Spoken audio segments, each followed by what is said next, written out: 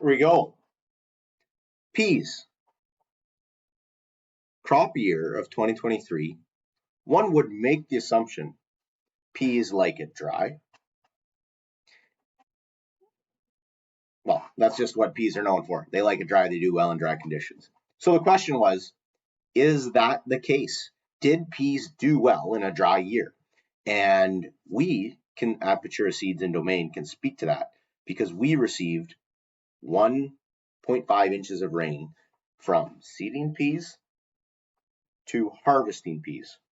And I should say that 1.5 inches in terms of when the crop was actively taking up moisture. Of course, we got some rain right before we had to harvest peas. That's just how peas go. But how did they do in a dry year? So here we go. Let's set it up. We have two varieties on our farm this year, two varieties that are going to be coming out and launching in the crop year of 2025. Those two varieties are called PS Boost. Yes, that variety is owned and distributed by the Patura Seed family.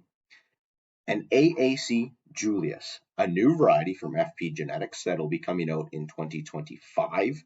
And it is going to be known for a couple different things. One, strong seed coat integrity.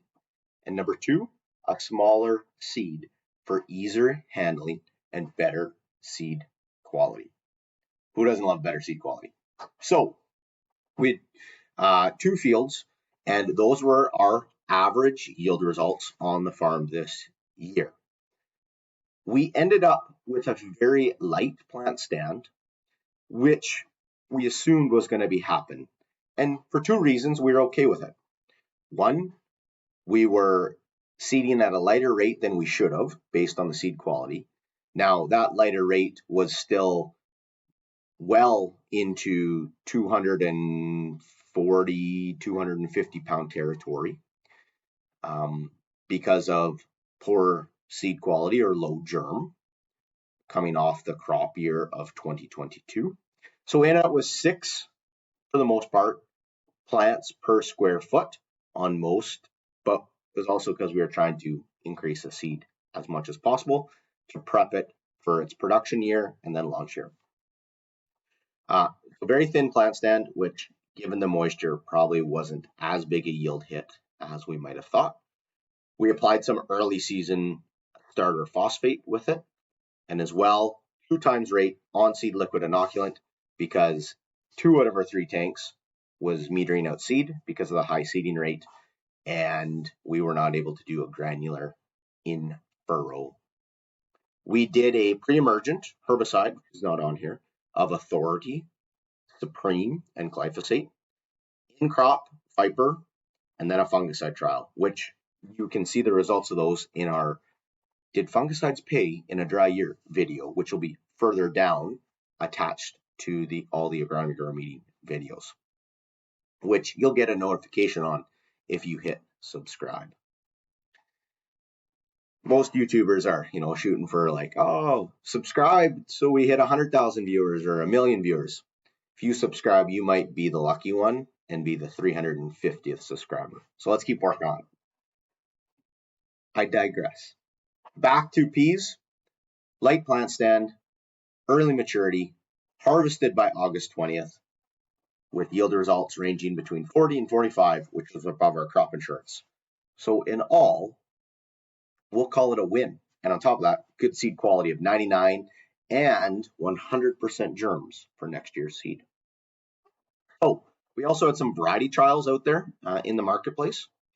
And we'll start with this variety trial just inside Winnipeg, just inside the perimeter on the north side. Yield rangings from 65 to 78 bushel an acre. And not surprising, in a lot of areas of Manitoba, if they got over that 2 to 4 inches of rain, we are seeing consistent yields, 60 plus an acre field averages. So that's what makes peas make sense. This was the variety trial itself in the field, a drone image. We also have the McVet trials from this year, which are just being launched or published in the Manitoba Seed Guide as we speak. And The varieties that we retailed a lot of this past year and will be for next year are CDC Luwachko, AAC Delhi, and AAC Carver. And of those three varieties, if I speak to them quite frankly, Delhi's big seed.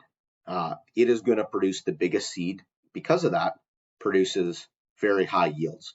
In fact, last year in the crop year of 2022, we saw Delhi's breaching yield numbers of 100 bushel an acre in multiple different locations. So amazing genetically to push that. And that extra 10% of yield comes from that seed size of AAC Delhi. But a very aggressive growing plant, can handle a light plant population.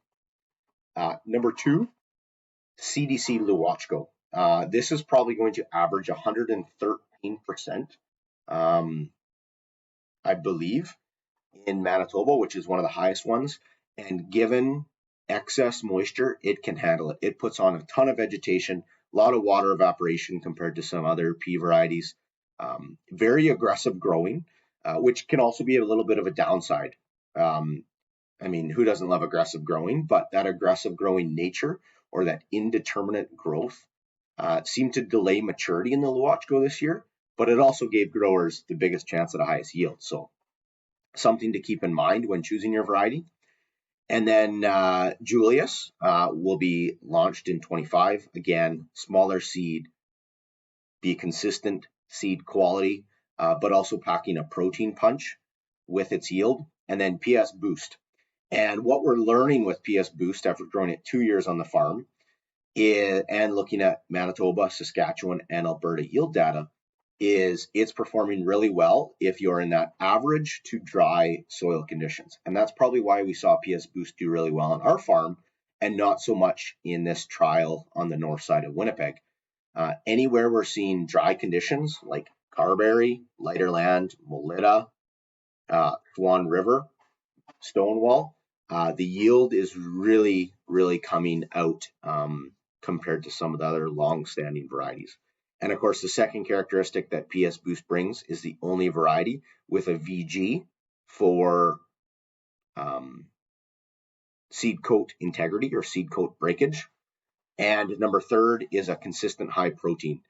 The average protein results are published now for this past year's McVet trial, and PS Boost came in at 24, which was 1 point higher than the Czech, or 1 point higher than all of the other varieties out there, and 2 or 3 points higher than the Czech, which was AAC Carver. So that's what we're seeing out of these new genetics come out, is equal to better yield plus higher protein.